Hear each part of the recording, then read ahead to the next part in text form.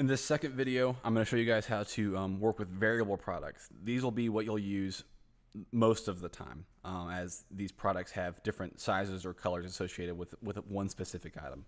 So they can have different SKUs per variation. You can also have different prices. So if an extra large costs $2 more than the rest of the sizes, I'll show you how to do all of that. So here I am on the products page, and I'm going to click this button at the top that says Add Product.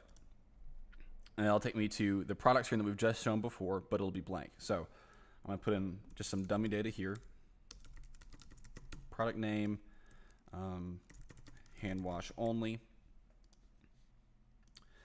And it's going to be dress, and it's a new arrival. And all right, so the product data down here at the bottom, this is going to change a little bit because this is a variable product, not a simple product. So I need to select this drop down and change it to a variable product. Now we can have a default SKU for this product if we want to. It's not necessary since the SKUs can be defined on a per variation level, meaning that a small can have a different SKU than a medium, which is different than a large, etc. When I select the variable product, now I have this other tab on here that says variations on this left side. So this inventory, I need to manage this at the product level, but I need to make sure that this is managed at a variation level as well. So for a simple product, I would check this box, but for a variable product, I do not need this box because I'm going to use it on the variations. So if you click on variations, you see it says, before adding variations, add and save some attributes in the attributes tab. So what an attribute is like size or color, not the individual items of that attribute. So you would have an attribute called size, and size would have different variations such as small, medium, and large. So we can see if we have any attributes in here already. Well, we already have one called size. And I'll show you also in this video how to create a new attribute, but we'll use size for now and see what we've already got in there. So I select size, click add, and these are pant sizes. So I don't need these sizes, I need something else. So what we'll do is I'm going to remove this size variation, size attribute, and I'm going to hold my place here and go create an attribute. So on this right side, on the left side of the screen, I'm going to right click on attributes and just open a new tab so I don't lose my place with what I've got here. And that'll take me to the attributes page. So I need one for top size. We'll call it top size. So I just type in top size. The rest of these settings are fine. So I'm just gonna click enter, and it's gonna spit it out over here to the right side where we need to define our terms. So if I hover over this gear, it says configure terms. And I'm gonna click on configure terms, and now I need to add individual pieces. I'm just gonna type in small over here on this, because if you see on the left side, it says add new top size right here. So I'm gonna type in small, hit enter, and it's gonna spit it out over to the right side. And now I need medium, and I need large, and we'll put XL in there as well. And then let's go ahead and reorganize these so we have small, medium, large, extra large. So now I have the attributes that I need. So let's go back to our product, and I'm going to save my product as a draft so that it'll reflect the changes in that attribute. So I'm going to come up here at the top, click on Save Draft. And you don't necessarily have to do this in this order. You can create the attributes whenever you want to add them in later. So I've saved the draft, which means now the website has essentially refreshed with that new attribute that I put in there. So come down here to the product data on this left attributes tab. I'm going to select my top size attribute and click add.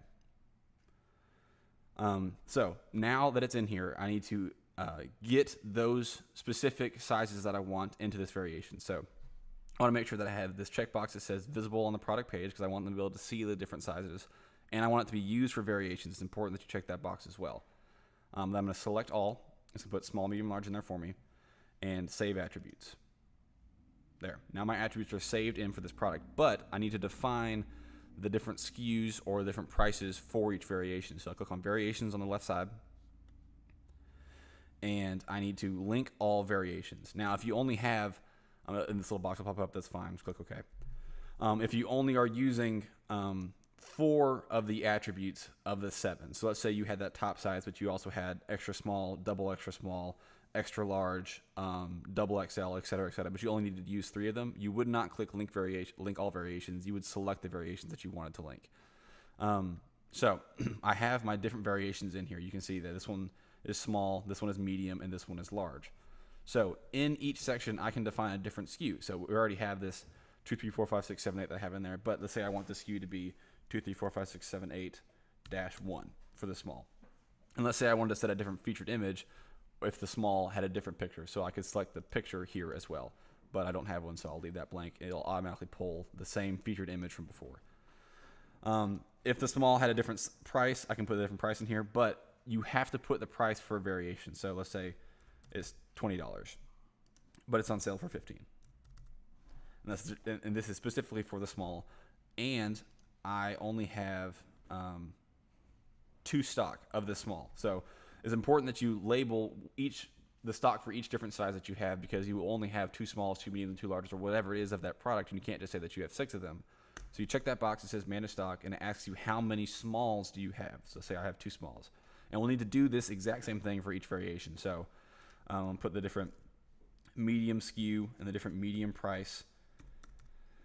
I need to manage the stock because I have 3 mediums, and then come down here and do the large SKU, put the price in there for the large, manage the stock. I have 4 larges, 4 larges, and then the extra large, put that SKU in there, manage the stock. This price is a little bit more expensive, and I have 1 extra large. You don't need to worry about the weight or the dimensions unless you're integrated with a shipping carrier like FedEx or UPS that would pull the weight of that product to give you a real-time rate. If you're running a flat rate shipping, you don't need to worry about that. Now that you're done, you have all your variations in there. You need to go ahead and either publish this or save it as a draft or schedule it, as I mentioned in the previous video. We're assuming that you've already got your categories. You've already got your featured image. I'll put a featured image in there for you. You've already got your featured image, your product gallery, everything's ready to go. And so now what we need to do is publish this product and see how it looks in the front. The last thing that I didn't mention in the other video that's really important is this short description. The short description appears to the right of the product. This is where you sell the user on the product. So this is where you'll say how much you love the product, why the user should love the product, it's so great, and it's great for the season, and all the glowing review of your product that you want to put in here. That's where this is where you review your product with how great it is. So you got everything in there. You got your short description. You have your image. You have your categories. You have all your product data, including your attributes and variations. You have your WYSIWYG information, and you have your product name. And so we're ready to go. So we're going to publish the product, and it'll automatically go to the places that it needs to go. But let's take a look at it and see how it looks. So we have the product, testing for the size, so small, medium, or large, or extra large. It says from $20 to from $15. And the reason it says from $15 is because there are different prices. So the lowest is $15. That's why it says from. This is that short description. And then the description that we looked, the WYSIWYG editor, that's where this section goes right here. So we can select small and see that's $15, and so I can add that to my bag, or I can select large and see that's $20. I got 4 of them, or I can select extra large. I've got 1 of them and it's $25. So that is how you add a variable product, which means small, medium, or large, or any kind of variations from SKU or price or color or whatever it is. That's how you add a variable product.